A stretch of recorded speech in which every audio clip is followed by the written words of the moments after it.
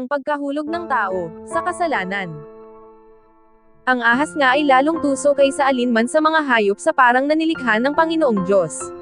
At sinabi niya sa babae, tunay bang sinabi ng Diyos, huwag kayong kakain sa alinmang punong kahoy sa halamanan? At sinabi ng babae sa ahas, sa bunga ng mga punong kahoy sa halamanan ay makakakain kami. Datapwat sa bunga ng punong kahoy na nasa gitna ng halamanan ay sinabi ng Diyos, huwag kayong kakain ni yaon, ni huwag ninyong hihipuin, baka kayo'y mamatay. At sinabi ng ahas sa babae, tunay na hindi kayo mamamatay. Sapagkat talastas ng Diyos na sa araw na kayo'y kumain ni yaon ay madidilat nga ang inyong mga mata, at kayo'y magiging parang Diyos, na nakakakilala ng mabuti at masama.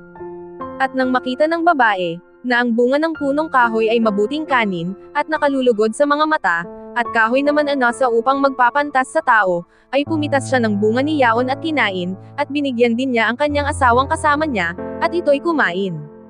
At nadilat kapwa ang kanilang mga mata, at kanilang nakilalang sila'y mga hubad, at sila'y tumahi ng mga dahon ng puno ng igos, at kanilang ginawang panapi. At narinig nila ang tinig ng Panginoong Diyos na lumalakad sa halamanan sa kulimlim ng araw, at nagtago ang lalaki at ang kanyang asawa sa harapan ng Panginoong Diyos sa pagitan ng mga punong kahoy sa halamanan. At tinawag ng Panginoong Diyos ang lalaki at sa kanya'y sinabi, saan ka naroon?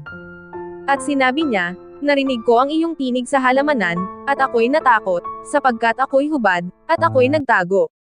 At sinabi niya, sinong nagsabi sa iyong ikaw ay hubad? Nakakain ka ba ng bunga ng punong kahoy, na iniutos ko sa iyong huwag mong kanin?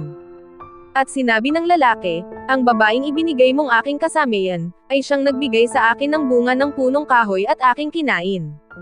At sinabi ng Panginoong Diyos sa babae, ano itong iyong ginawa? At sinabi ng babae, dinaya ako ng ahas, at ako'y kumain.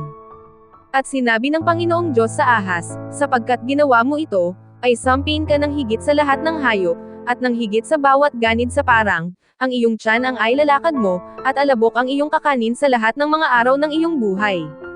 At papag-aalitin ko ikaw at ang babae, at ang iyong binhi at ang kanyang binhi, ito ang dudurog ng iyong ulo, at ikaw ang dudurog ng kanyang sakong.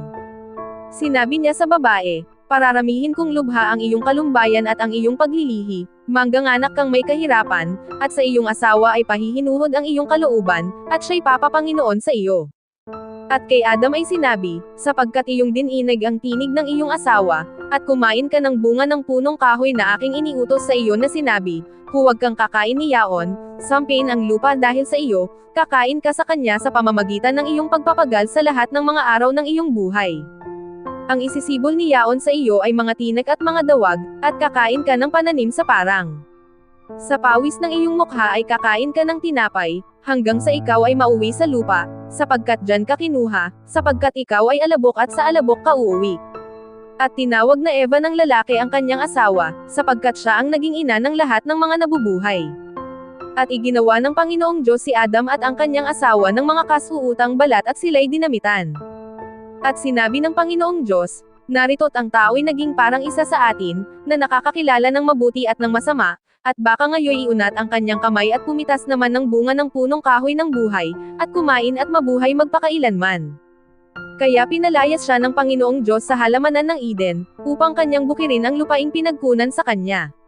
Ano pat itinaboy ang lalaki, at inilagay sa silanganan ng halamanan ng Eden ang mga kerubin at ang isang nagninangas na tibak na umiikot, upang ingatan ang daang patungo sa kahoy ng buhay.